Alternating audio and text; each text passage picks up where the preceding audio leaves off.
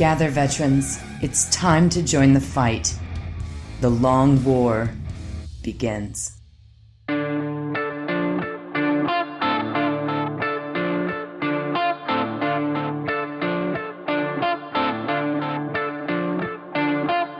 This is The Long War. I'm Rob Baer, and joining me once again are my partners in crime, Kenny Boucher and Wyatt Turk. What's up, guys? Yo, dog, great to be here. Yo, what's up? Wyatt, I'm mesmerized by the paper towel dispenser behind you. It keeps moving. It's blowing in the wind. It's not cats, it's paper towels. I gotta have my paper towels by my 3D printer. Yeah, you do. Turns out 3D printing is messy. Who knew? Mm-hmm. Oh, I found these gloves. They're like, they're made with like spider silk. They're called like venom gloves or some such. Like, how do they get the spiders to make? I don't know. Do you like climb on walls? Like, what's the situation? Do they like train them to make the glove? Like, how? I don't. That'd be super efficient. Hold on, let me look this up. Gloves. That's fake news. You can't train a spider. Maybe it's just a brand. I don't know, but like, dude, these gloves are like legit. They're just like the normal ones, like you guys use to airbrush or normally. What do you do with them? You put them on to protect your hands. Are they reusable and washable? They're not washable, but they'll last a lot longer than the ones we normally used to use. How many spiders were killed to make one glove? I mean, half. I mean, like every spider that dies that I didn't get to eat is messing up my alpha male diet. Well, these aren't beehole spiders. Those are different. What are these? They're like sweat. Okay, so spiders. It's called Venom Steel Premium Industrial Black Nitrile Gloves. So they're not made of spider silk. Yeah, I feel like that's just the shitty black gloves we all buy on Amazon, dog. No, they are not. These They're things are strong AF.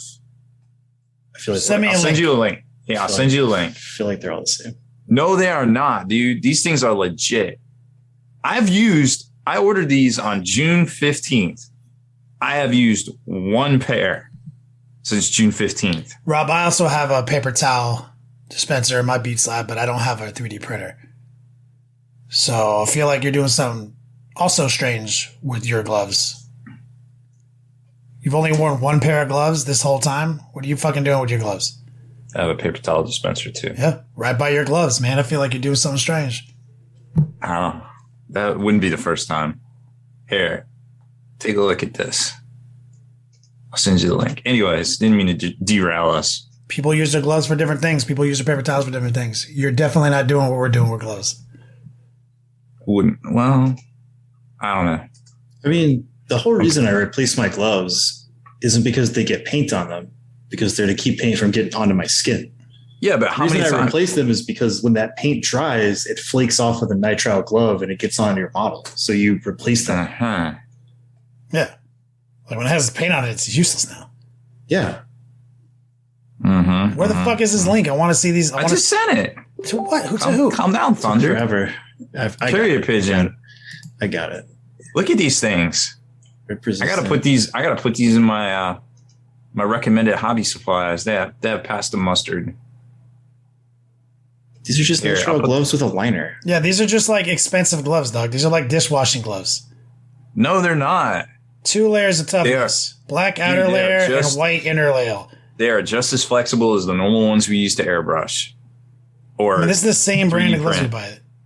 This is not. Nitro. These are not. It's just got a liner in it. Dog, I've been buying nitrile, powder-free, latex-free gloves for like. These are not the same. Not the same. Well, I don't spring for the ones with the inner liner. Yeah, this is for like when you're changing oil or like antifreeze on a car or something. No. Yeah, using a degreaser. Yeah. You don't. Where the hell are you getting this fucking spider silk fucking? It's got a spider on the box. It's got a spider on it. Because it said Venom and it has a spider in the box, you just assume they were made out of spiders? Man, have you seen the titles on his website? Rob loves jumping to conclusions. That's some wild to get you to click. Rob. The information is in the article. It's in the article. Yeah. These things are legit. Don't buy them or don't. I don't care. I'm just telling you, I found something dope. I'm glad you found something dope. Here, I'm going to put the chat. This is an affiliate link. So if you click this, Oh, okay. I'll now make a quarter it all makes or sense. two. Makes But sense. I have to tell you this before I put it in there.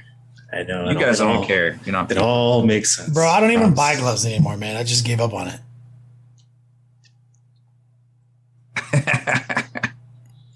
Anyways, they're pretty legit. So the whole spider angle is not real, guys. They're not made out of spiders. Okay, I was being pedantic. They are rubber gloves or whatever, latex-free, powder-free. They are exactly the same Nitro as the gloves. gloves you've been telling people to buy for like years. Yeah, except they have They're stronger except they're and they'll double last. ply. And they'll last longer. Wyatt's literally about to But they die. don't last longer. If you get paint on them, throw them in the trash. That's the whole point. Yeah. I mean, if I was like, Well, doing maybe they're mechanic not. work, Maybe. Well, what about 3D printing? Because you get. as soon as I get resin on my fingers, I can't touch anything else. So I have to take them off and throw them away. So it's like the whole point is so it doesn't touch your skin.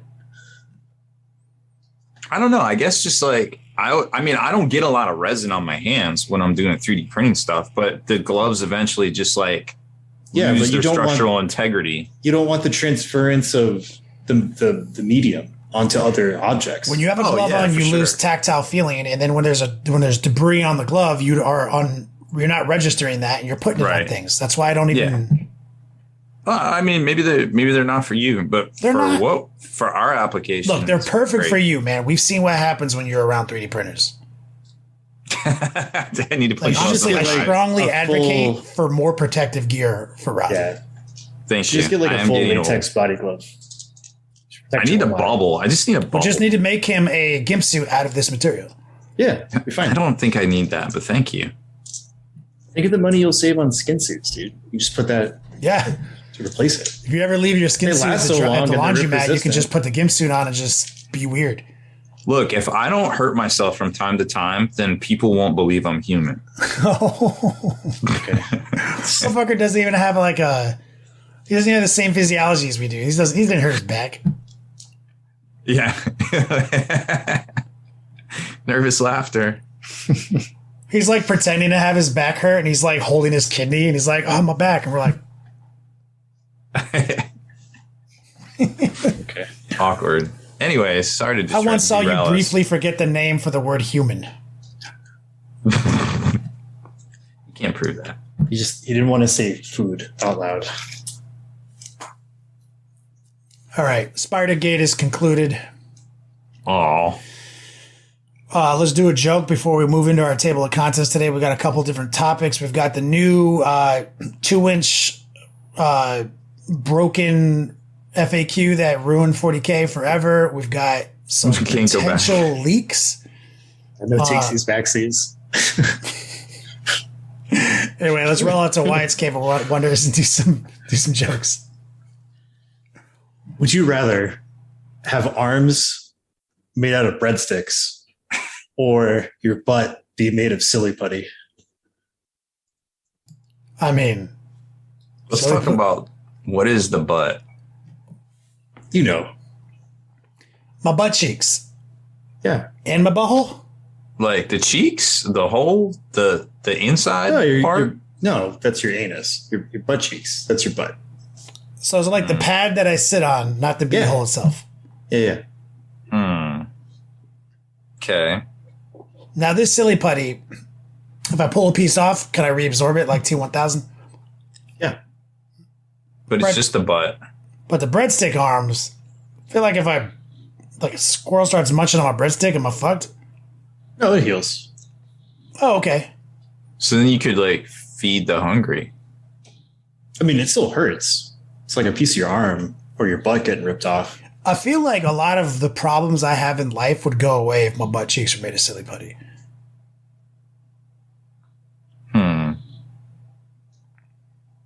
Like, it kind of feels like almost like the perfect would you rather for me. Like, How far up the Quick back does question. the How butt? how long has it been since you've actually seen silly putty? I have some right here. I guess it's been years. It's Silly been putty 5 is not- seconds since I've seen silly putty. Silly putty is not soft. It's not. It's kind of doughy. Yeah, that's just what I expected. Like this. It's flesh colored too. There you go. for obvious reasons. And it's sculptable like that too. So, damn, I could change my butt profile, everything. I could wear jeans that I haven't been able to fit into. Can I pull a bunch of it off, leave it at home, then come back and put it on later? If you're willing to go through the pain of ripping the flesh off of your body. Does it? But it's silly putty, right? I'm not like bleeding profusely out of it. It's just silly putty, right? I mean, you tear enough off, you will. Yeah, if I get down to my skin part, right, my regular anatomy. Yeah. But so I'm still inflicted by the pain of losing mass. Yes. But I can reabsorb it like T1000. But only the butt. But I can heal it back too, like if I lost it permanently, like it fell off. It's also kind of hollow. You could have a hollow butt, sort of. There's pros and cons. I do not think silly putty butt would be comfortable at all. No, because you squish flat. Oh no, I didn't mean that. Like I assume it's gonna suck. I mean, like I have a lot of like all my issues in the toilet, like in the bathroom, are gonna go away with this. Okay. I feel like when you sat down on the toilet, like you would slowly start sinking and your butt would spread out. Yeah, I need some butt spread, dude. I'm saying.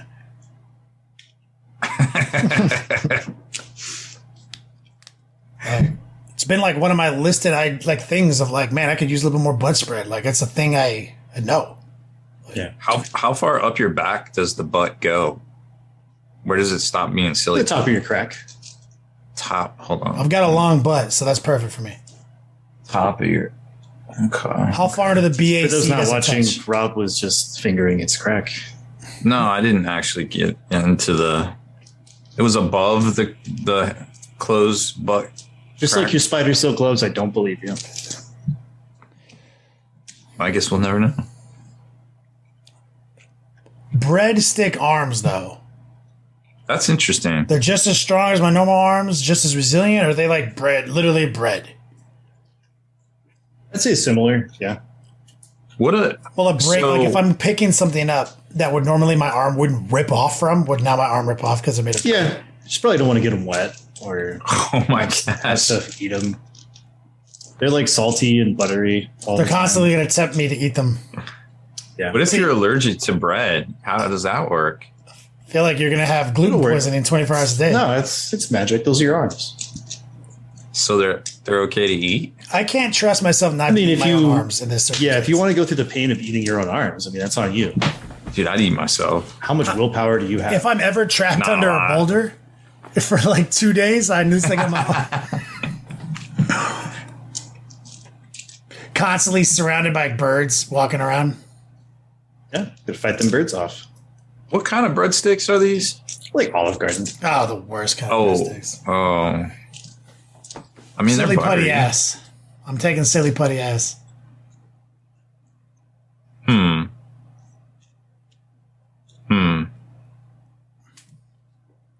I don't know. I'm not convinced on either. The pros or the cons. You must decide. I feel like I would just go with the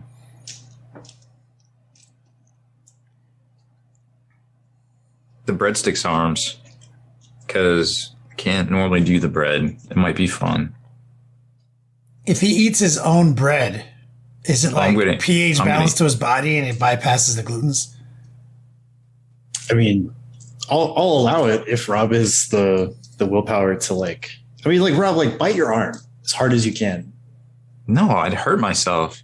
Then why are you talking about eating your arms?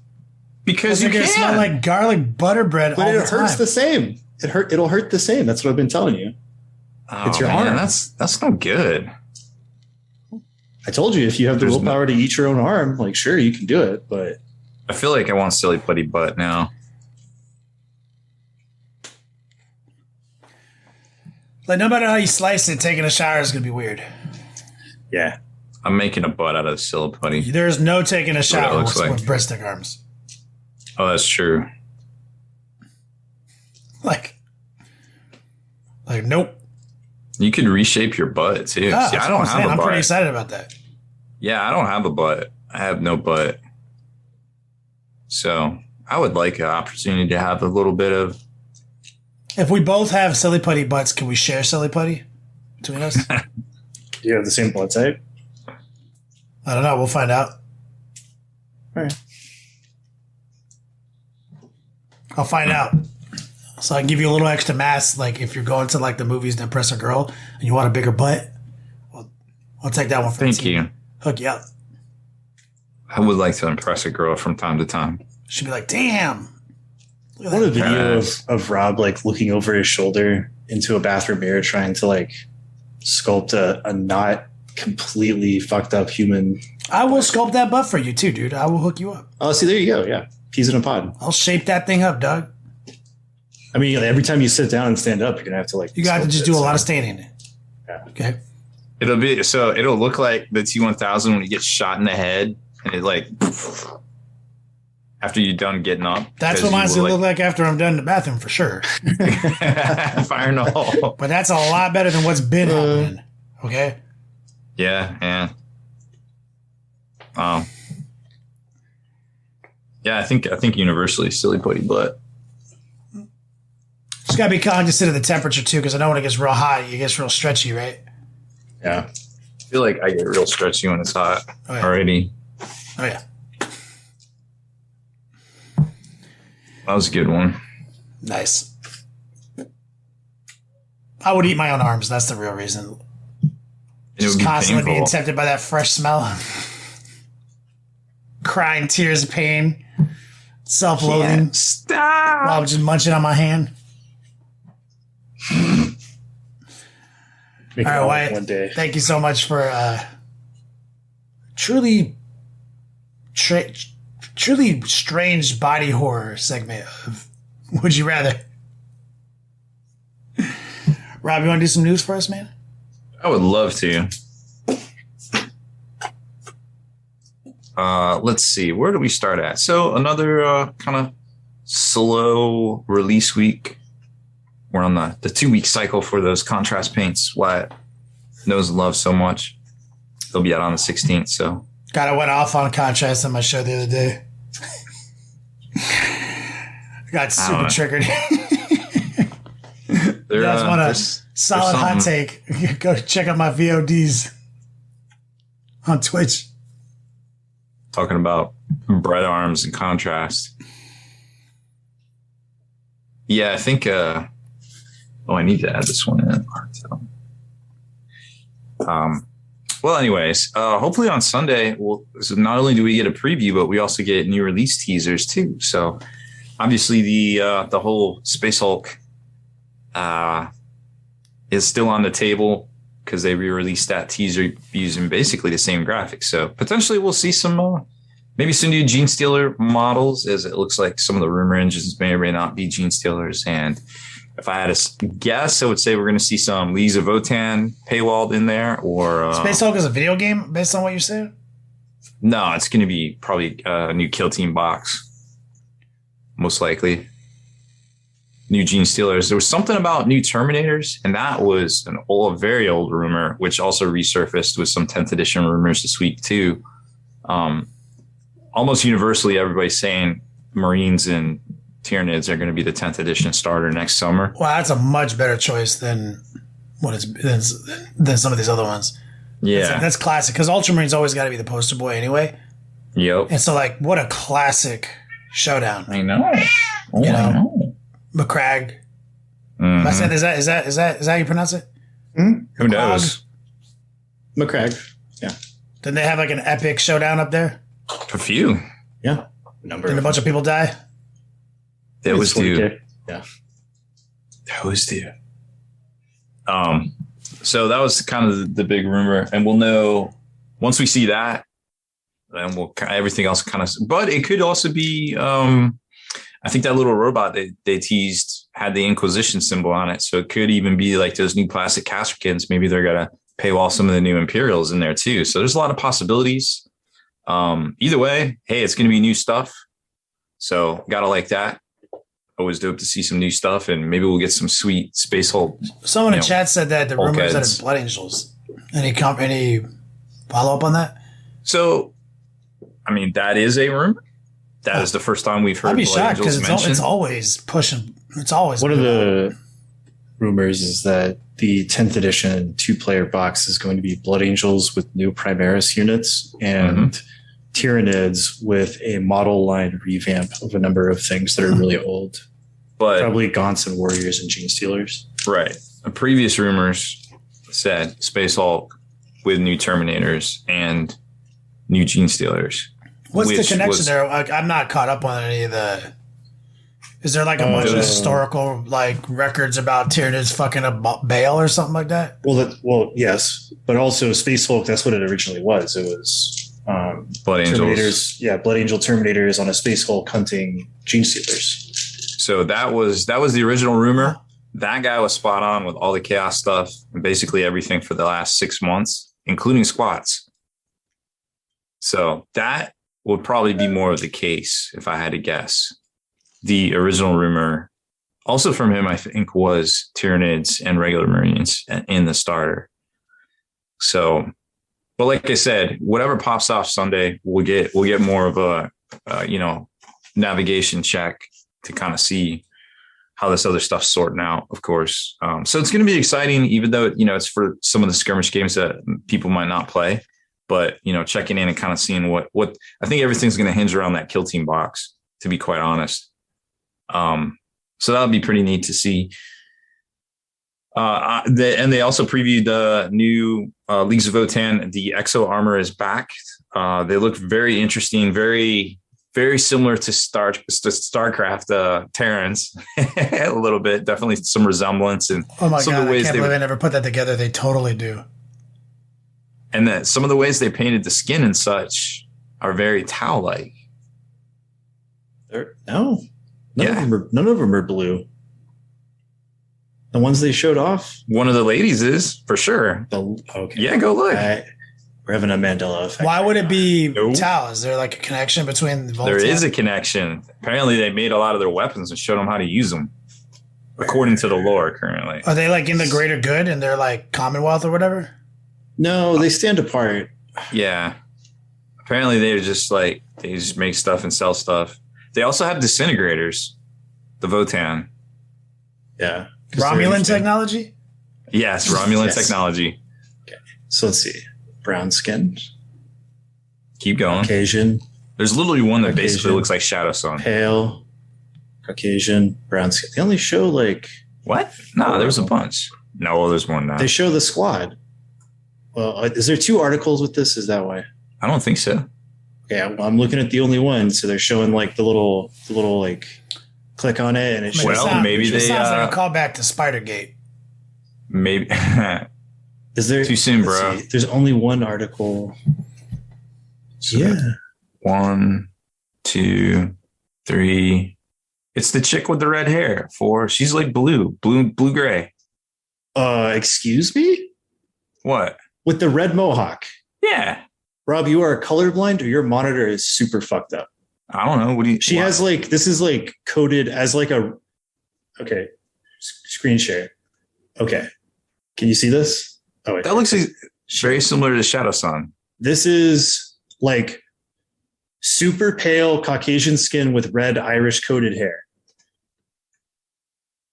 Yeah, but look at the color. That is not me.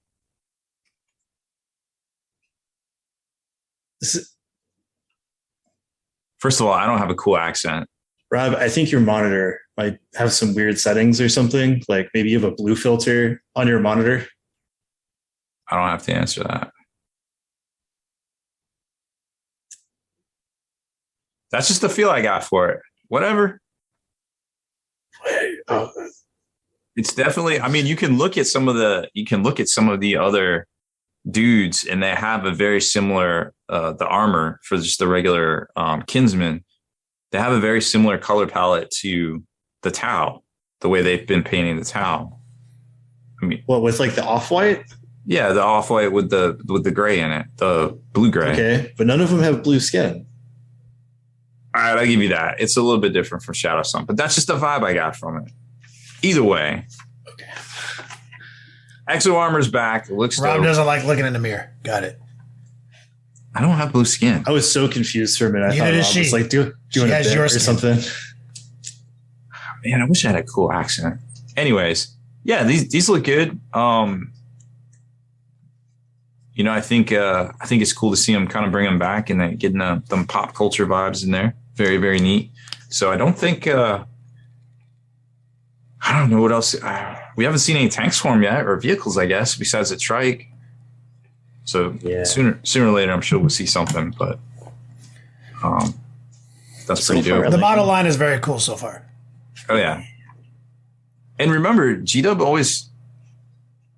Sometimes things don't look as good when they paint it, and like you get in your hands and you're like, man, this thing looks way doper.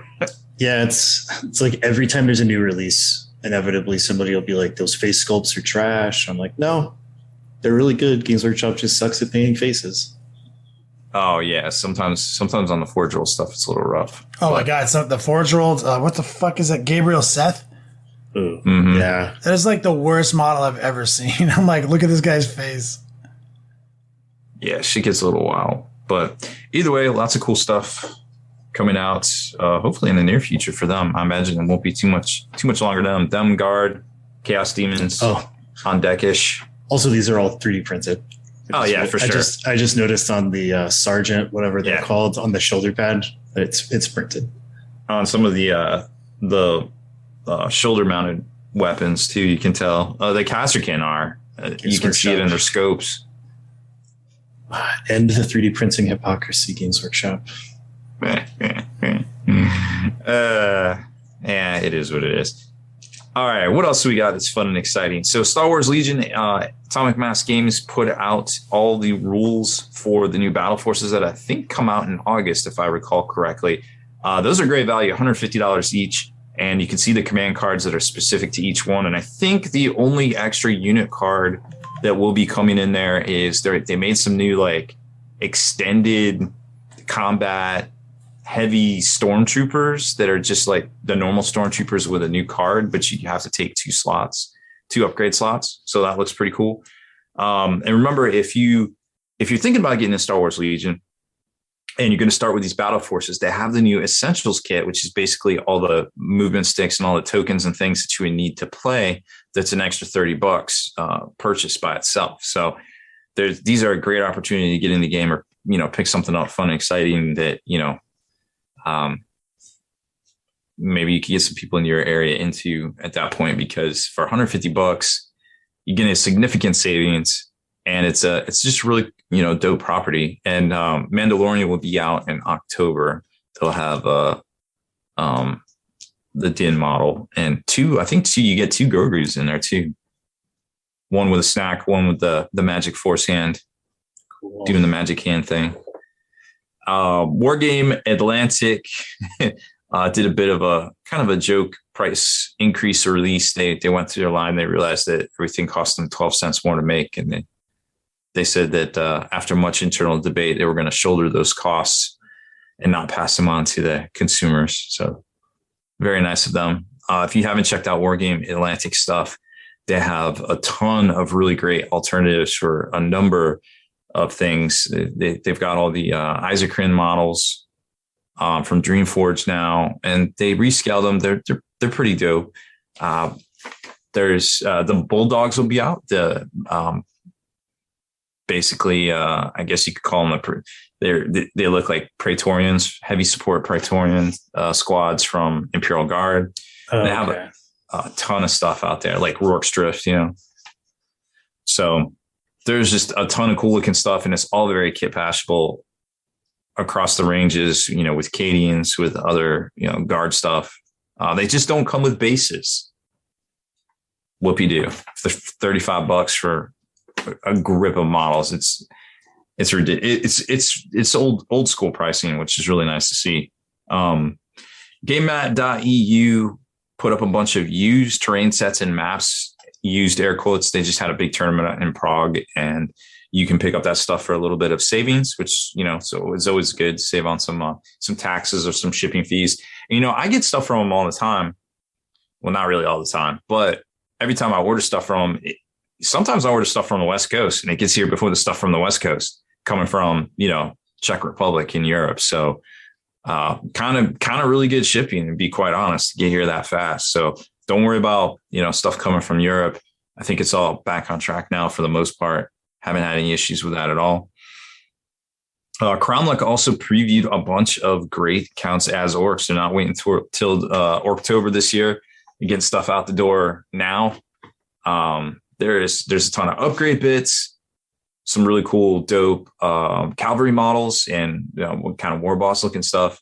Just really cool stuff in general, and that'll be going live here very soon as well. And they also came out with a Redemptor looking dreadnought too that I have here, and it has rubberized bits on it. So like the ammo feeds are actually rubberized kind of plastic in the power feeds lines. Oh, cool. I thought it was different. I haven't thrown paint on it. Like there's something kind of flexible. Yeah. Like how sometimes like actual scale models will have rubberized tires. It's kind of like tracks. That. Yeah. That's fucking cool.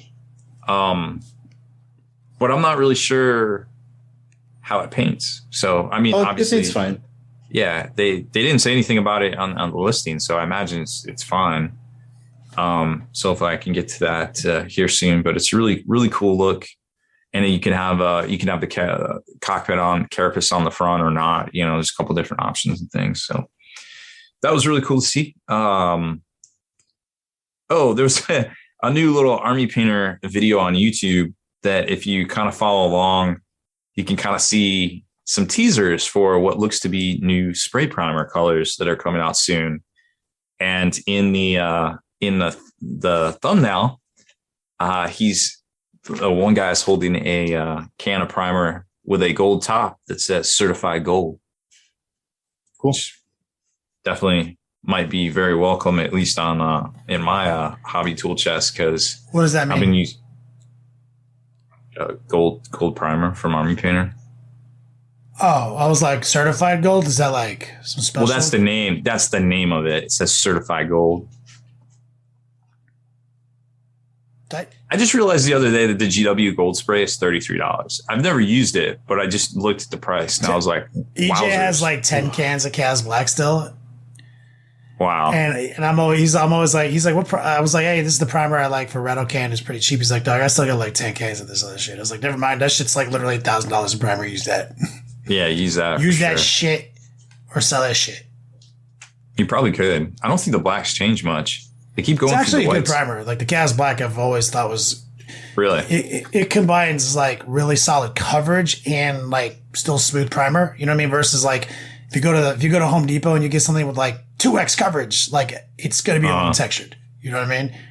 Where it's one of the only primers I've been like, this sits in that zone perfectly so that you can eliminate if the need for any other follow-up primers. But I still don't recommend spending any kind of real money on fucking spray primer. If you need to use spray primer for a project, that it's literally just a means to an end, right? If I'm working with hard resin models or like metal models, I use enamel because it has it's got more stick. You know what I mean? Like it's gonna create but I don't paint the motherfucker black with it. I like do like our super hobo dusting of enamel that has like mostly coverage. And then my first step with the airbrush is to paint it black again. But now it's sticking to that enamel. Like, so I still don't see the investment in that capacity unless you're going with like the colored primers that are a shortcut technique, an absolute speed painting technique.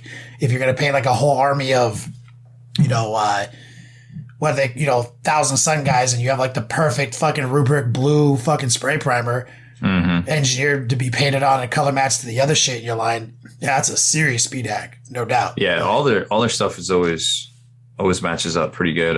It's shocking how they get it to now across to the airbrush line too. Because when I got the airbrush paints, I grabbed the primers I had, and I had the air paints, and I have definitely utilized Army Painter's fucking spray paint for some serious fucking workflow cheat codes in the past when I was commissioning, like no doubt.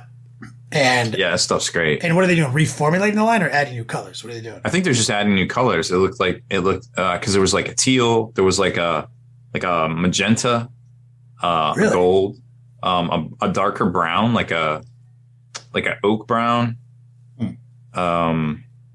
Looked like maybe 7 to 9 colors. There was a screenshot where they showed the bag and you could kind of see the caps. That's cool information, especially in the wake of all this new chaos stuff. I'm telling everyone, if you're collecting chaos space marines for the first time, red. Right? Don't start with Emperor's Children.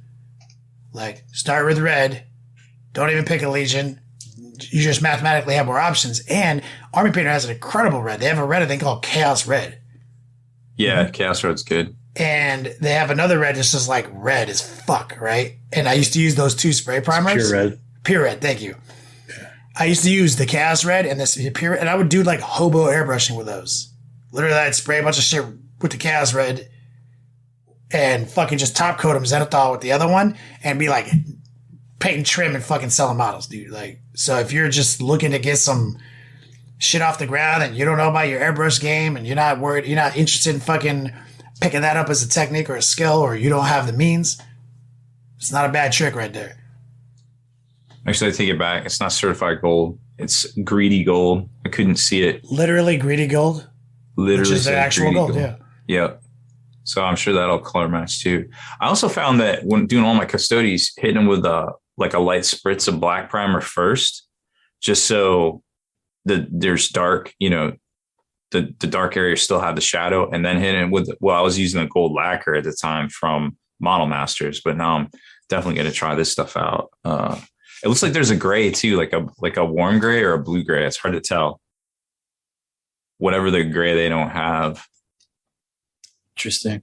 Yeah, so that'll be fun. Good job, sure Army Painter. I like it when they get back to their roots, like their ultimate speed hack techniques.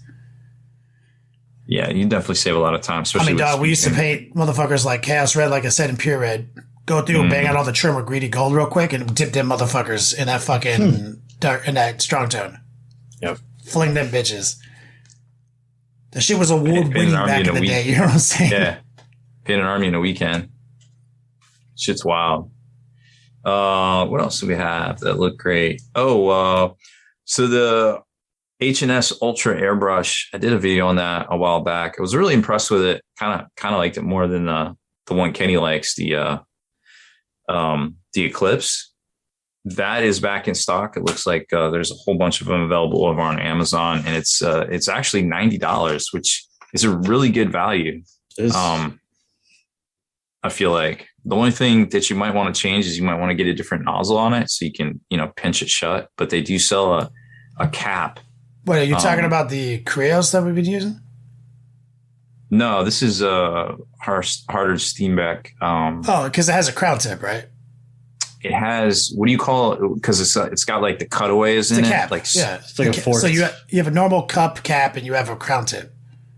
Yeah, so this isn't though where you can just pinch it like a crown tip, I think it's called. Oh, even that. Are you talking about wanting to backflow? Okay. Mm-hmm. But they sell a cleaning kit, H&S does, that has, all those cool little pipe cleaners. And what I like about the pipe cleaners is that end that you actually use to kind of jam into your airbrush itself, that isn't like, they didn't cut the little metal thing there and then stick it in the front where you're going to. I know exactly what you're talking about. They put the loop up there. Yeah. So you hold the part where they cut the metal piece. I fully endorse that. That's really good. It's really good technology. And so you get like 3 of those in there. They're especially, the right diameter for the airbrushes they make. You probably don't need all 3 for the Ultra. But the larger ones like the Infinity, you're going to need, and it comes with like the parts to like pull out everything. And, but it also comes with this little cleaning mat, and it like kind of all folds up, and it comes with the cap. So there's this little plastic, if you're watching live, it's just basically, it looks like just a little cap that you can stick on the end of your airbrush. Yeah. The condom.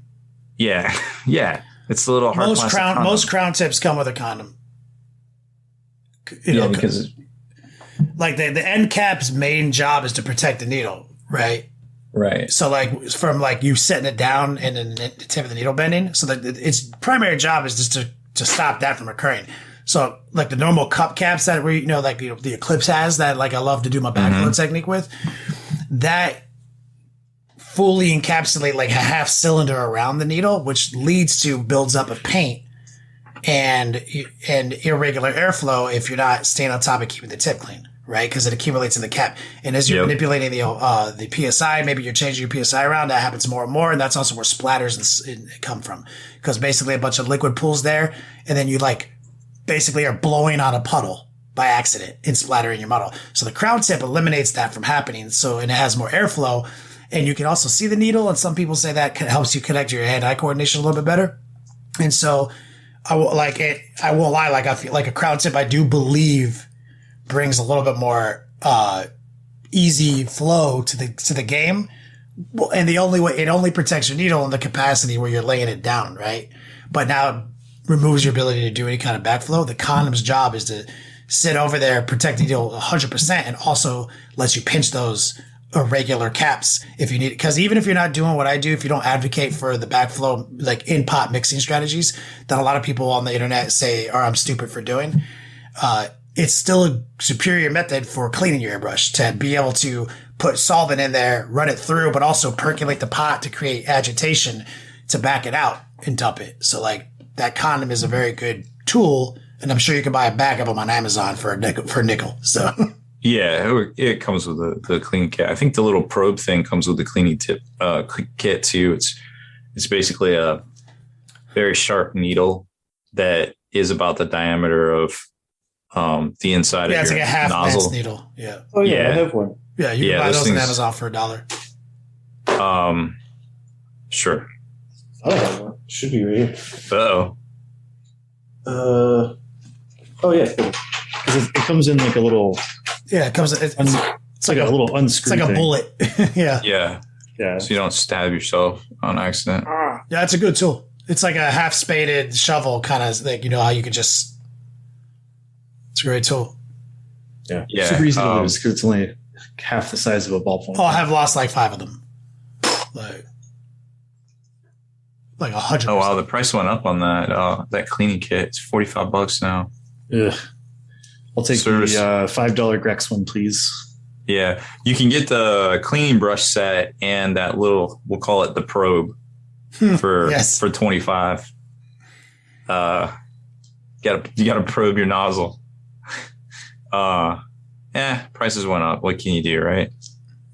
Yeah. So, but fortunately, next week is Amazon Prime Day. So I think that starts on Tuesday. So look for some deals and maybe some additional savings on all the things you were going to buy anyways. But that'll be a big one for sure. Yes, I put that into. All right. Well, we got a new FAQ. Well, several new FAQs. 40K got an FAQ. Age of Sigmar got FAQs. Not exactly sure why GW decided to do it on July 4th. It's like, dude, they don't celebrate that holiday, Rob. It's still a holiday to their biggest market. Yeah. Maybe they need to take a chill pill. Feels deliberate. They're British. They're passive aggressive. Yeah, I was going to say it. They're more than passive aggressive. Passive aggressive. They're personally aggressive a lot of times. But anyway. This was a primary example of a microaggression, for sure. Oh, yeah. Yeah. It was unnecessary, and I think didn't get the engagement they wanted. Don't do that again. That was stupid. Now they're going to gaslight us because it's our fault that we didn't click on their posts. You see? Yeah. Little microaggression, translation, right into If you didn't want them to put FAQs out on holidays, we shouldn't have rebelled in the first place. It's that easy. You're right. Silly. It's our fault. Yeah. Perfect. If we just wanted to get taxed without representation and ruled by a monarchy, we should just never become a country. Anyways, I have some thoughts on all that, but none of that's for right now. So yeah, we got FAQs. Yay. So I named the podcast, at least the live format, GW broke Warhammer 40k. Again? Maybe that's what I wrote. Sort of. So walk us through the new, what's the good 2 inches gate to the. I don't know. Oh my God. You like threw off my train of thought and I started typing out Watergate in my search window. Oh, that'll get you some. I was going to type in Warhammer community, but then I just started engagement gate. Like Watergate. Yeah. We'll call it engagement gate for this section because, it's engaging. Yeah. Where is this? It's not the designer's commentary. It's the regular errata. So far down. Yeah. So for basic thing is like if you are inside of an area terrain piece that has the obscuring keyword, anytime you can draw a line between the model inside of the terrain and it goes over or through it, engagement range is increased to 2 inches, which is a monkey's paw of a rule. At first, because, we were all talking about it all week, I remember like day one, it was like, look at all these ways we can do these easy charges now. Like, look at this +1 charge here. Look at this. And anyone who's listening is like, okay, why? Well, what they said is like in day one, it's like, so +1 to charge, right? Is that what you're saying? Because when you roll a charge roll, you need to get with engagement range. Engagement range is 1 inch. So you need to crest the 1 inch line. So if somebody is 8.3 inches away, right, you just need to get to 8, right? Yeah. Mm-hmm. And so, but now you can get to 7. So that to us, like, chaos players and stuff were like, oh shit, my whole army, if you're touching obscuring terrain, I have a way very easily to get a free +1 to charge that stacks with any other copious amounts of rules that I am used to utilizing to increase my charge range. That's a weird rule. Like, you basically just said +1 to charge without realizing it. That was day one, and it is devolved. And we've already found so many combos that exploit this to get down to 6-inch charges and everything off to deep strike, all sorts of combos. But that's basic, because there's so much more to this simple rule that they were it seems that they were writing for a specific group of people, which we'll bring up later. I'll swing it back to Wyatt. Why else is that a problem? So a number of things. First up is you can't end an engagement range. Like, you can't end a move within engagement range of enemy models, right? Nope. The only way to be there is to declare a charge in the charge phase. So on some tables where terrain is 4 to 6 inches away from each other, so it covers both of the most popular styles, which is GW Open style with set layouts and ITC style with player placed. If a ruin, even at 6 inches apart, if you have guys in both ruins that are sort of like placed in such a way that it creates what amounts to like a 4-inch. Yeah, they're touching the walls of the inside of the room. Yeah, so it creates like an exclusion zone where unless you can completely clear that exclusion bubble, you can't pass through those pieces of terrain unless you actually charge one of those units. So that's like kind of a big deal, right? The other thing is that when you consolidate, like when you pile in and consolidate in the fight phase, you can move in such a way where if somebody is behind an obscuring ruin, you can charge into it, right? Because they're within an inch of the obscuring ruin. So now your engagement range is 2 inches. So I activate my unit, it piles in, it fights, and then I consolidate. You can circle around models. So you can actually circle around to where the shortest line between the two bases is no longer over top of that piece of obscuring terrain, which means that now you have left the combat. Yeah, now I have left the combat. So the unit that I charged and fought cannot activate and fight me back because it's not an engagement range. Yeah, because right now the 2 inches only exists if you can draw a line between us that touches the obscuring area. Yeah, and not just a line, right? Because you could draw a line like from the side of a base to another side of a base. So it's the shortest point between the two circles. So there's all sorts of... Yeah, I can just skirt around the edge and I'm like, no, we no longer can... I'm touching the guy that's not even in the terrain now and I'm within 2 inches and now I'm no longer engaged. Yeah, and that's also part of it. Is like you can just be behind the piece of obscuring terrain, which is what most people want, right? To be obscured. So I can like deep strike away, and then if I charge through the piece of terrain and you're within an inch of it, then I get my +1 charge basically, because engagement range is then 2 inches. Mm-hmm. And then you have all this extra pile in and consolidate play room, because as long as you're circling around equidistant or moving towards your target, you have all this like 2-inch engagement range bubble. As long as you end your move slightly closer to the closest model, like you can do a lot of wacky shit with this. Yeah. And that's the charge phase, and is very free. It has a lot of freedom in it in 8th and 9th edition, and it's a very valuable part in a game, a part of the game that I encourage everyone sit down and really review. Don't just jam your models together and smash them in and base to base it. Realize that there's a reason why GW changed the way charges work. And even the assault phase was one phase that covered all these topics, and they broke it down because it's not a bunch of mindless soldiers just smashing into each other. It's not closest to closest straight lines. It's literally like a bunch of advanced warriors countering these dudes through movement and flanking positions. And that's one of the reasons why they gave us all this freedom. So utilize it. This rule has unintended consequences at the very least. I'm not saying the game is broken, and I'm not saying every situation Wyatt just outlined is going to be plaguing every game. Right. What we're saying is because you can play around it as the defender. You can be 1 and 1 millimeter inch away from the obscuring piece of terrain when you're behind it, right? And then this rule no longer takes effect. Correct. It is a hole in the plan, though. There are some issues that need to be pointed out that some of the people in the community are discovering. And so, if you want to utilize the charge phase to your best of ability, you need to be aware of these current issues. Right. Like null zoning people, blockading people, disengaging from combats. Once you use them you can use them to get free movement to an objective and slingshot out of the combat if you're not aware of what this guy is about to do to you. There's all sorts of weird things. Now, take it at face value. It's really fucking cool, right? Because the first thing we were thinking of is like, I can deep strike and I just need to roll an 8, not a 9. I'll counterpoint that.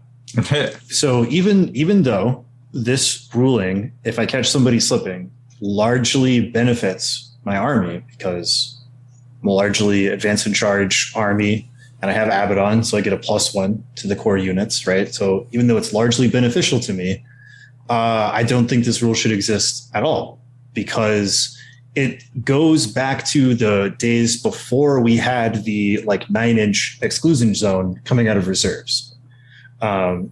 Because we would have these instances where people could deep strike in really janky ways. And it was just like, I auto make the charge, I auto make the charge, I auto make the charge. And it was feel bads. Like they put that rule in there for a reason, right? And then with very, very few exceptions, could you become closer than 9 inches? And then we had to do the whole thing with trigonometry and triangles of floating vehicles and all.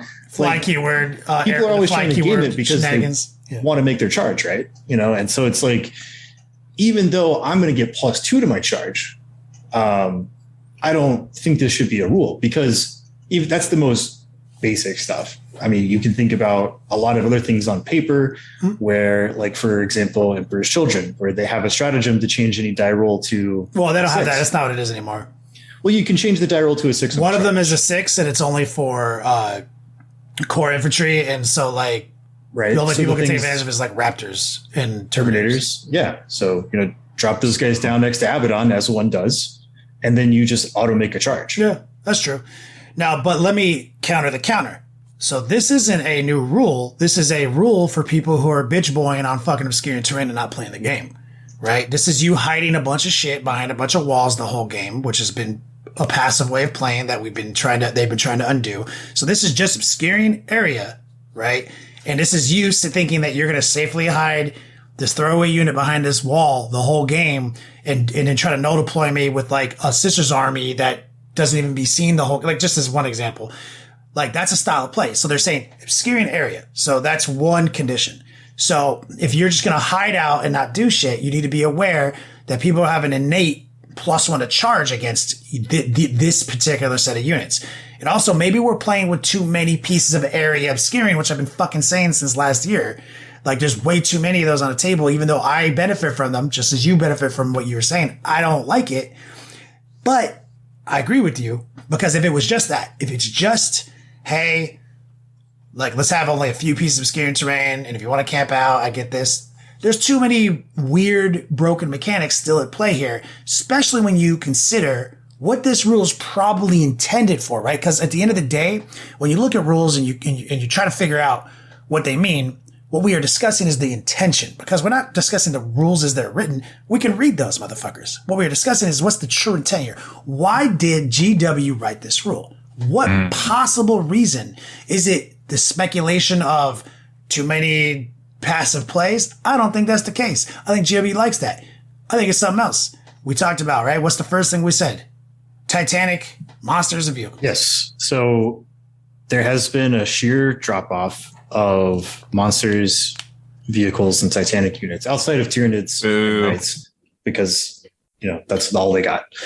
But one of the things that we initially started realizing when we were testing the CSM decks is like, man, it's actually really hard to move these big base models around now in the modern terrain setups because you just can't get them anywhere.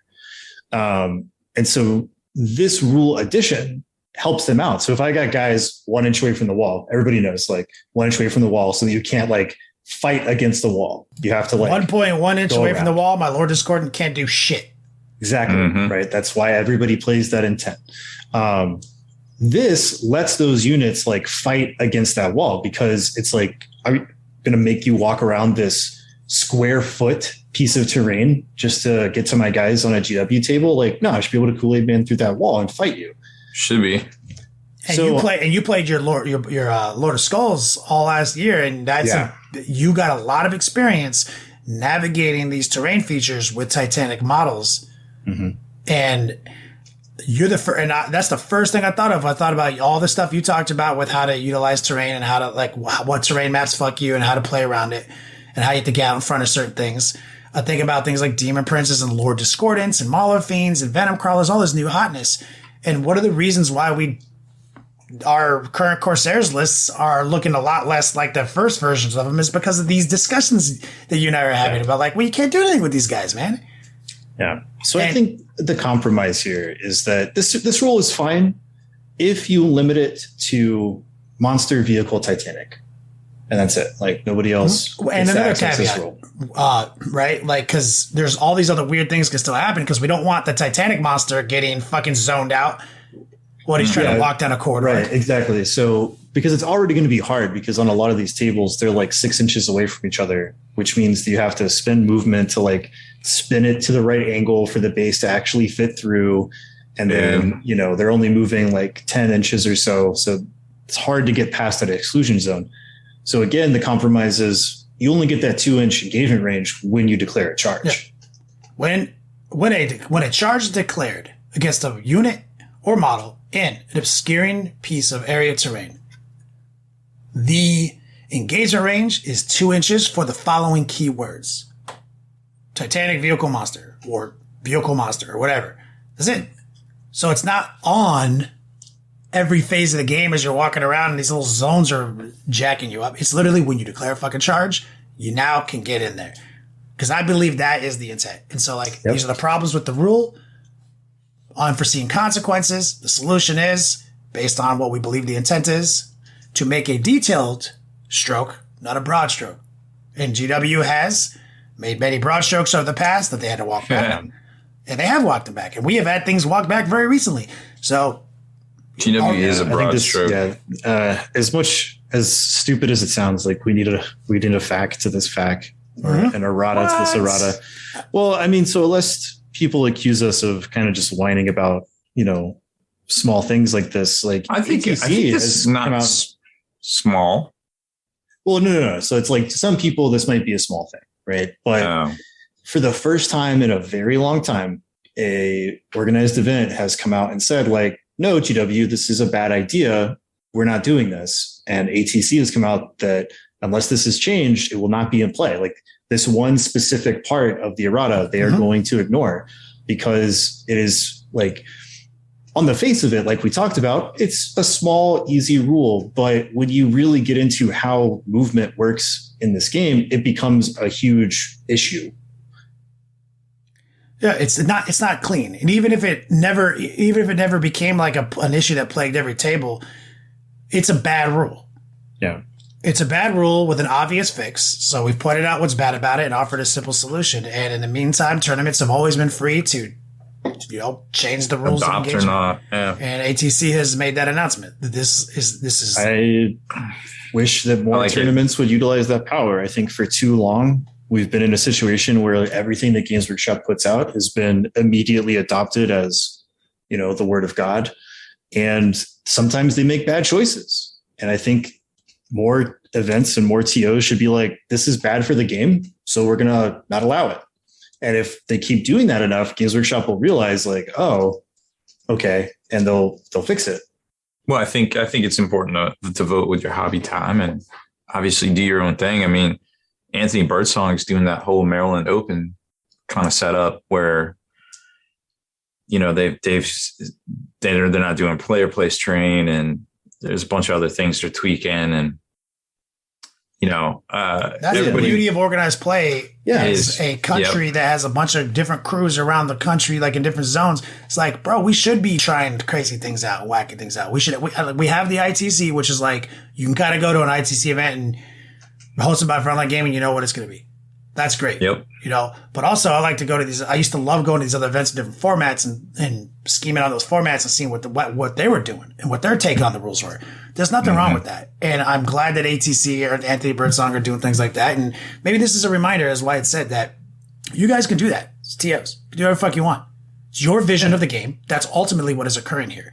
You have said, I think we should run a tournament. We should run a fucking event. And so the second you have said that, the motivation is that you want your personal vision of how this game should be played for maximum fun to be experienced by others. And so you are hosting that event for them. There's nothing wrong with that. That's the origin story of this whole thing. So like, I'm glad to see that already occurring, and hopefully, and not even hopefully, they will. GW's aware now, because that's how the community has had a week with it or a few days with it, and all the holes have been exposed in this rule of two, this engagement gate. Too easy. Engagement gate. But that's a little one. We talked about that earlier today, and thank you for offering insight on that, Wyatt. But we have another topic that we discussed in the after hours a little bit. So you want to check out the after hours? You know, we talked about all sorts of wacky shit. We talked about taking naps, how our backs hurt. But we also talked about this new set of potential rumors in regards to the new Demon Codex. Oh, yeah. And it's actually brought us to an interesting conversation point. Rob put out an article that referenced a video on YouTube that claims to have the rules. And maybe they do, maybe they don't. I will say that I'm more skeptical based on what I've seen in this that I've been in 2 years. And it's not for anything sus in like what the guy is saying or what the rules are claiming. It's in its presentation. My forensics. You don't like his graphics? No, his graphics are great. That's the problem. For the last several years, when a tester drops a leak, that shit is a cryptic ass fucking jumble of fucking text that you just read on Reddit. And he's like, I don't give a fuck if you believe it or not. Here are the rules, motherfuckers.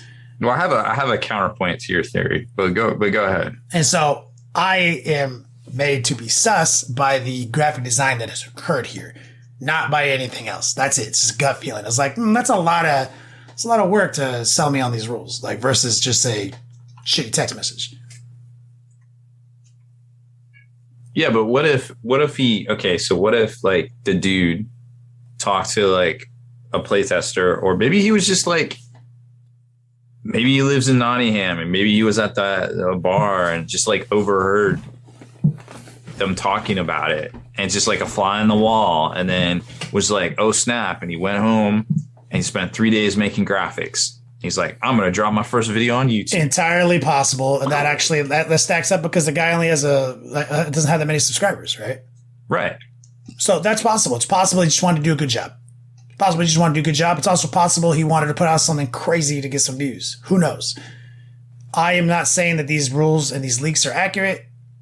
I'm saying they may be. What's more interesting about that, so this is a grain of salt rumor, is some of the stuff in there is worth discussing, is pretty cool. And I can see being implemented if done correctly, in this article. So if Wyatt, you want to take a look at some of that, or do you have the article pulled up?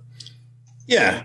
I mean, probably the one thing that we're going to end up talking about, because everything else is kind of bog standard, is the idea that these demons, they're changing how their saves work. So we've got armor saves, we've got invul saves, right?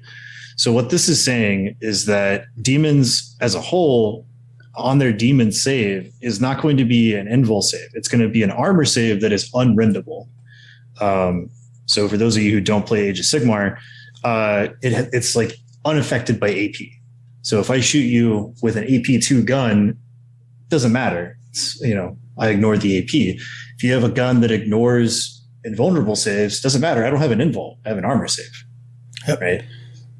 Which is interesting because it's important to note that we play a game that modifies dice.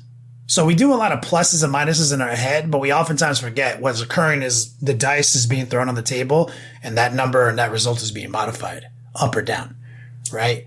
So when you start at a 3, we're applying and you throw your dice, you consult the charts, what's the rend, what's the AP, and then it modifies the result. So so a lot of times we just say in our head, I need to make some 4-ups, even though you might have a 2-up save. So we do it all in our heads. So unrendable is really interesting because it is functionally an invulnerable save, but also in rare rules and instances where things bypass invulnerables, it does not.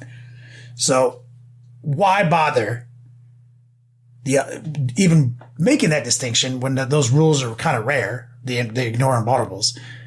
Other than an interesting point they make in this rumor graphic that demons would have 2 different saves. Right. I like so it says that each god is going to follow a different convention. And then the example they give is for Sneech, which is a 3-up against shooting and a 5-up against melee. And so this is where it kind of gets like, I can see this going out of hand really fast. I will caveat that by saying in that picture, it shows greater demons, not little demons, but it also, the title does say demon save. So I'm a little confused by why he chose that graphic. There have been other rumors that have been out for a while to kind of corroborate this, which is that, Sneech is going to have the better save against ranged because they want to sit back and cast spells. And Khorne is going to have the better save against melee because we want to take skulls, right? So reverse these things where like bloodletters and such will get a 3-up in melee, but a 5-up against shooting. The issue I have is not how it works, but the actual values of these saves, because for a long time we had 3-up invulnerable saves in 40k. We even had like 2-ups, right? I think the only thing with the 2-up still is the 3-ups were candy, dog. They were everywhere. Yeah. And that was definitely during those days where it's like, I have this rule and this rule and this rule and this rule. And then on top of that, I have a 3-up invulnerable save, which is where we got those sort of unkillable Death Star units that everybody ended up hating, right? Like tons of people left 40k because of the way the game functioned in the late era of 7th edition. And over the period of 8th and 9th with these new books, they worked to bring 4s into that place. So like 3-up invulnerable saves have largely gone away, except like 1s and 2s of like a special character. They're rare. Like that. They've become rare, and 4 has taken up the mantle of 3. Right. And so now you're telling me that I have an armor save that AP does not affect. So there might be like just vague memory. There might be a few things that says you can't take an armor save against this. So if we're assuming that this is going to be classified as an armor save and not a third thing altogether, right? What you have is a giant brick of Sneech or Flameers of Sneech or whatever with 3-up invul saves that you can't do anything about, because the things that you do have access to ignore invul saves, it's not an invul save, so it doesn't ignore that rule. So I have a 3-up invul save for all intents and purposes, right? And that is going to get out of hand real fast unless these units become much more points expensive. That is accurate. So I feel like based on the graphic, that the 3-5 example would be the greater demons example. Or it's completely stupid because that's not on trend with what GW has been doing with 3-ups. It's another reason why I'm suspicious. But also, I acknowledge that in that graphic panel, it shows the greater demons. That'd be a great fucking rule. To have a Bloodthirster as a 3-up vulnerable close combat and 5-up all time, and a Zinch fucking flying fucking monster that's the inversion of that. That's sick. Sick as fuck. Sick as fuck to have a bunch of Blood Crushers rocking 3-up unrendables in close combat. Sick. But it's not sick to have whole bricks of guys immune to shooting in that capacity. It's way different when somebody has the great save only in close combat than from range. You know what I mean? I would go so far as to say that it should just be a 4. No, I agree. I think a 4-5 inverted is what GW would do if this was real. Yeah, that's what we have in the new CSM book. You get a 4-5. 4 for melee, 5 for or reverse that 4 for shooting, 5 for melee, and I think that's fair. So if you had a bunch of bloodletters, like a big old brick of 20 bloodletters, and they had a 4-up invul save in melee, I'm like, okay, like that's fair because a 4 is kind of middle of the road. It's a nice bit of defense, but it's not oppressive. But if you change that to a 3, where it's like, okay, this is kind of out of hand. Yeah. So we have precedent to support this already in the Chaos Space Marine book. The values don't seem right to me. So like, it's either the greater demons get the superpower version of it, and the little guys don't, or it's totally fake.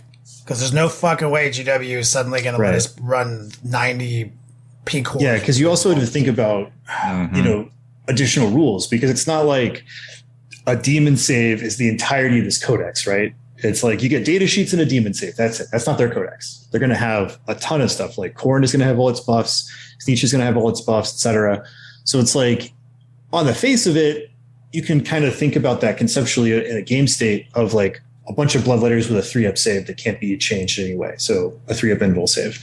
But then when you're talking about like, when I touch you, I've got all these other rules stacking on top of each other based on, being a Khorne demon army, or like based on warlord traits, or maybe relics that are giving out buffs, different things like that. Command phase, point like clicks. It's a multiplicative effect that makes it really feels bad. So if you're a demon player, like your bias is like, this is awesome. I want to like fuck down with my demons. But then if you're against that, it's like, why would I even want to play that game? Like that's just, it's not a fair game state. Well, I mean, it could be the person that made this, he seems to believe what he wrote or what he talked about. It could just be wish listing. It could be that he didn't understand the greater ramifications of some of these rules, on the meta in general. So it could just be wish listing with not really thinking it out to the level that you guys have, Yeah, I mean, and as Wyatt said, the Demon Prince of Chaos Space Marines is a 4-up against shooting and a 5-up at close combat. That seems to be this, and he's a Demon Prince, right? So regardless of the truth of these rumors or not, something that I took from them that I think is really cool is the concept of an unrunnable save with 2 different profiles based on the god's preference. I think that's really cool, and I would like to see some version of that make the cut. That makes me excited, and I just hope the values are correct. The concept is cool because when you think about that, it's like, all right, I'm looking at 20 bloodletters, and I get a 4-up save. Can't change it with the rend, so that changes my aspect to, well, I want volume. I want a bunch of dice, right? So if they have a 4, let's just say they have a 4-up against everything, right? I can just hit them with a bunch of bolters because even though they're 0 AP doesn't matter. He just has to roll 4s. So if I hit him with like 50 bolt shots, he's going to fail a lot, right? You do that over and over again. All of a sudden, that army that seemed really oppressive is not that bad. So then you need the additional buffs from your army book to make those units shine. And that's where it becomes more fair. And it's actual like playing a game. Yeah, and it seems like obviously we're missing a lot of data. A lot of times, cool save rules have some of the caveat that we may not be seeing here, like versus damage 1. You know what I'm saying? That can make sense. So it's entirely possible that we just don't know that information, and these are real, and legions of fucking whores do have a 3-up unreadable versus damage 1 weapons only in the shooting phase. So then people who are spamming, 47 strength, 2 damage shots, it's like GG, you only have your 5-up now. Makes sense to me. I mean, there's maybe it loses its unreadability. I don't know. There could be some other caveat here we're missing, a condition. Like, there should be a condition if it's that strong. But if it's just a 4, they hand those out, like, to everyone now. So, like, it's very interesting, intriguing. And demons are very hype. Other cool things to note in this rumor that does bring credit back to it is things like Nurgling. They say Nurgling's moving out of the troop category. That makes perfect sense to me, and I predicted that myself.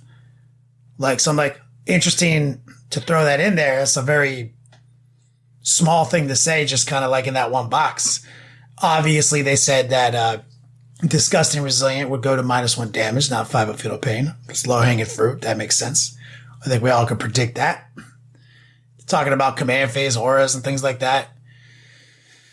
It looks good. Extra wounds all over the place. Plague Bears coming around with 2 wounds and fucking -1 damage. That's pretty sick. Juggernauts. I mean, dog, I'd be fucking They were down fun back in the day, Juggernauts. man. They were fun. God, what a cool unit, man. Do you remember those days, Rob, when Juggernauts of Khorne were like had a 3-up armor save and a 5-up invulnerable?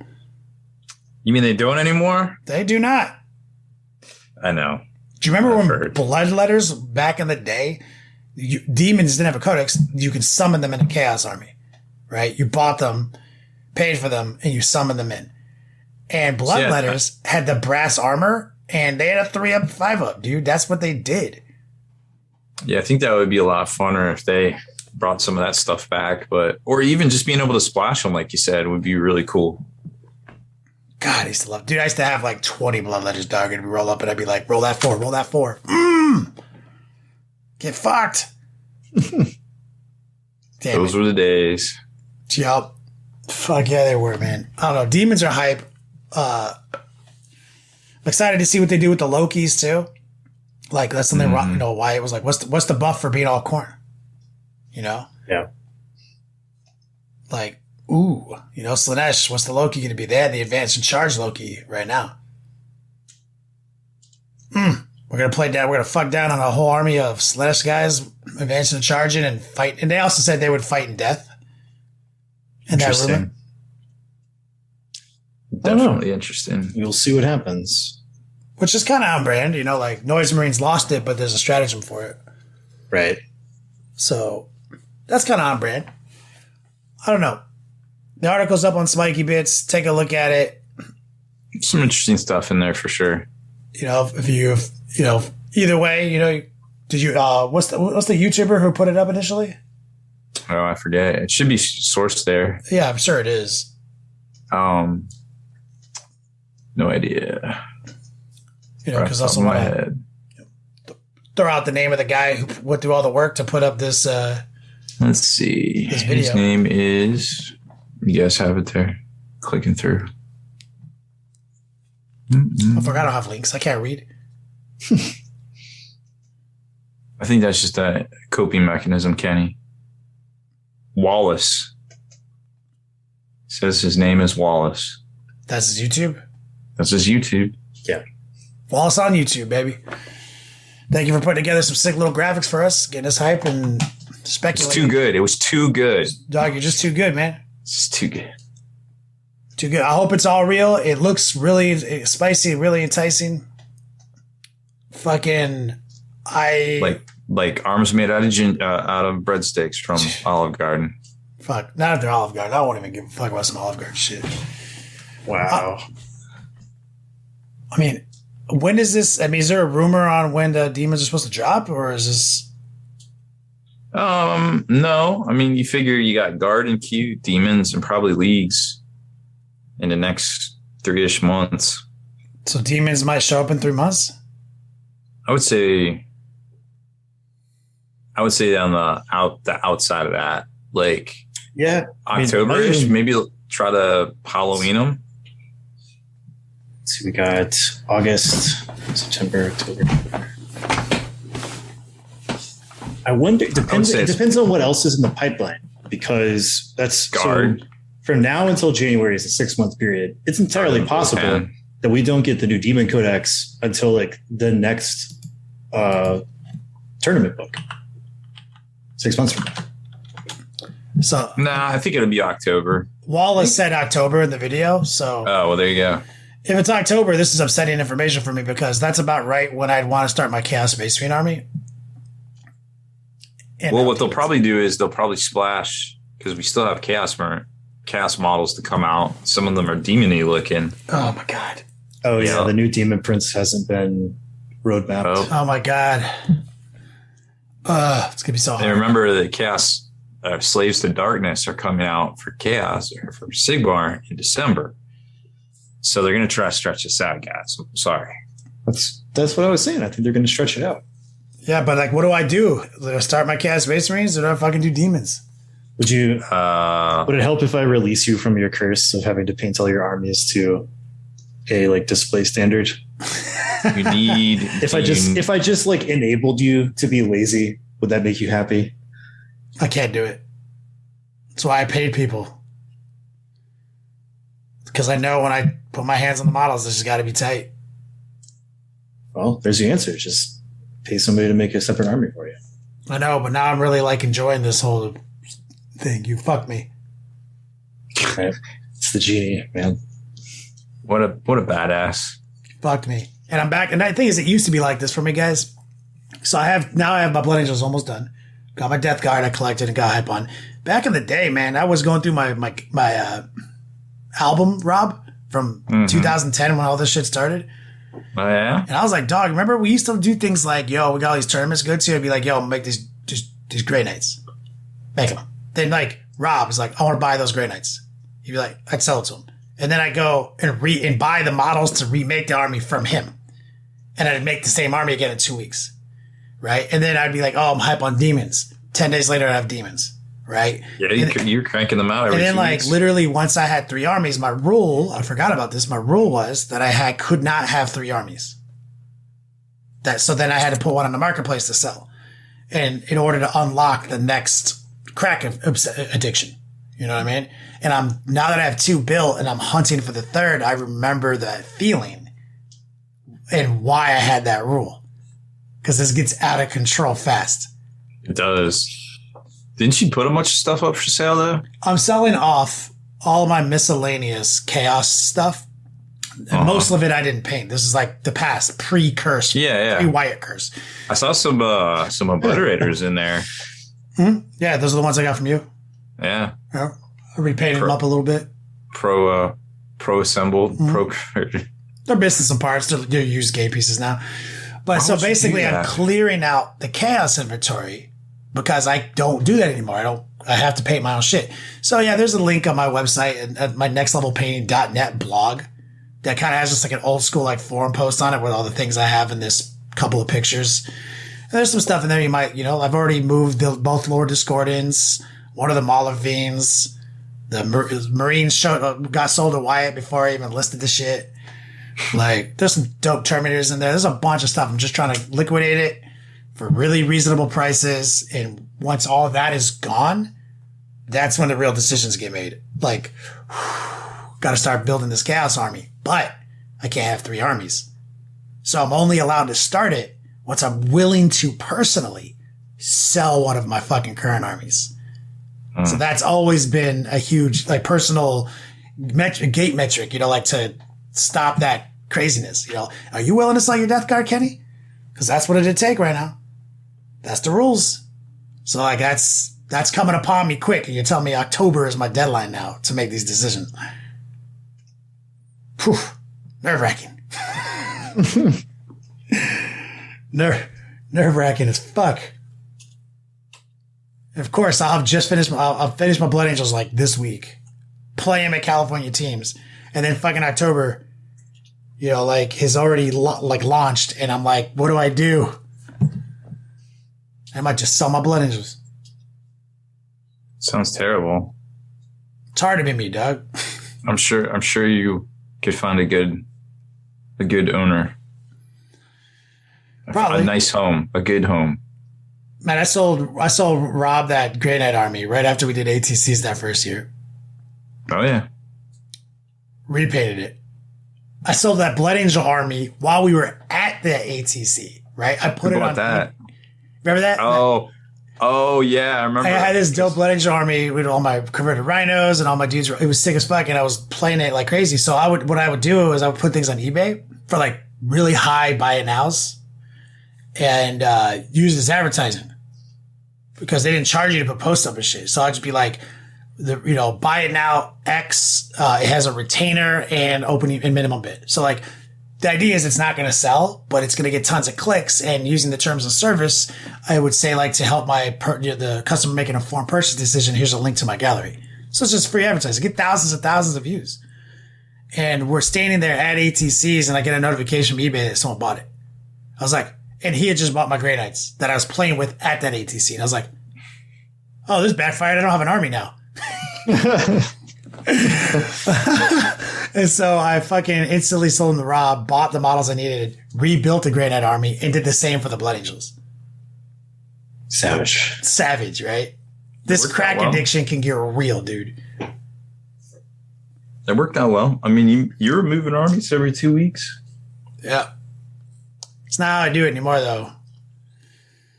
Yeah, your stuff takes considerably longer. It takes a lot longer. And also, I like to, like, it's fun to paint, right? Isn't that like a big part of the hobby for us all? Mm-hmm. You know? It's fun to paint. Sometimes. It's not fun to paint when you're just trying to get it done so you can play your goddamn new fucking dope army. Painting Abaddon, Huron Blackheart, a lot of fun.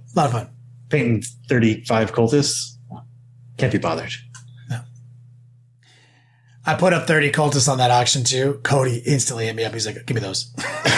All your like zombie cultist guys you've had. Yeah, they're just like alpha legion forever. cultists. Like they just have like kind of turquoise blue robes. They're BTTQ paint job. Like cloak is airbrushed, skin is painted and washed. BTTQ. Yeah. Daniel painted them. Days. Like Daniel's actually the guy who painted those. My last block of 30 from him. Who's Daniel? You know, out by you. Oh, Geschwin. Yeah.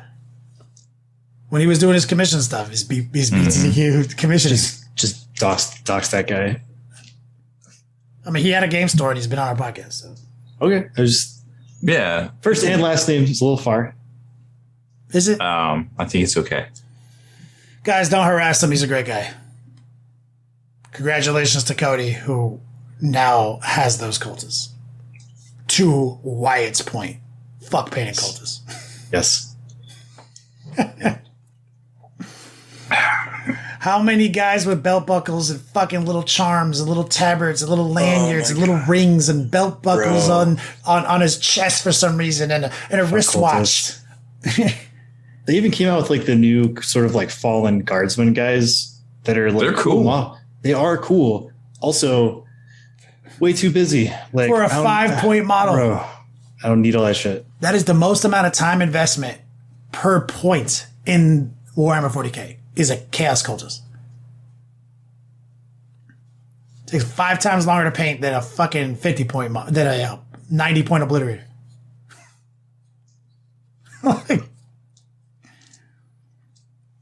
Fuck. Yeah. Just paint and have fun. Hit him with the contrast paints authorized on cultists. No, don't even use speed paint. Contrast is garbage. Use speed paint on cultists. Yeah. There you go. Shit's easy. Do that grandpa painting shit that Rob does tutorials on. Cultists. I just wanted to paint like Da Vinci, man. Yeah, you did. Paint my Mona Lisas. Good job. I did. I invented that. I know. Yeah, 100%. You gave him the idea. I did. You gave him the fuck. I'm glad it only took him like 12 years to paint that thing, but is Rob secretly the life model for the Mona Lisa? Yeah. Was that during Rob's like long hair androgynous phase? Mm-hmm. He's the Dorian Gray of miniatures, dog. It makes sense. What do you mean during? Dorian Gray. He's the guy who has like a painting of him somewhere that ages so he doesn't age. So that doesn't make any sense. The Mona Lisa was painted. But if you look at it, you can't look at it though. If you look at the painting, it'll stop working. He'll get all super old and die. So you have a miniature though of yourself somewhere hidden from view that is all old. It's basically a skeleton warrior. And we're not allowed to look at it, or you turn into a skeleton, basically. Oh my god! Either that or you're a lizard man. Got it? Like, wow. Why you got to put labels? I identify as an attack helicopter. That's fair. I accept that. That breaks down a lot. Yeah. Well, we've discussed everything we're going to discuss. I'm also high maintenance. That is, man, you are a fucking attack helicopter. That is a great fucking analogy for you. I didn't realize how accurate that was. And you have three on the tarmac. Only one works at a time. The other one's a strip for parts. Fucking damn. So let's get the fuck out of here. Wyatt, you want to take us out of here? Rob? You know, one of these days he's just going to do it, and I'm not going to have a purpose anymore. Yeah. I can't let you know that going forward, though. It's going to be a surprise. Nah, it won't be a surprise. I'll just hit the end. And I'm like, I'm out. Eject. Just hit the eject button. Go rewind my videotapes for the rest of the night. So that's it.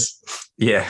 We need to do some Patreon shout outs too. We've been getting a few Patrons. Thank you. Thank you, everybody. You know who you are. Just been signing up over on the Long War Patreon, which you can get to by going to thelongwar.net for exclusive content and early access videos. Become a veteran of the Long War today.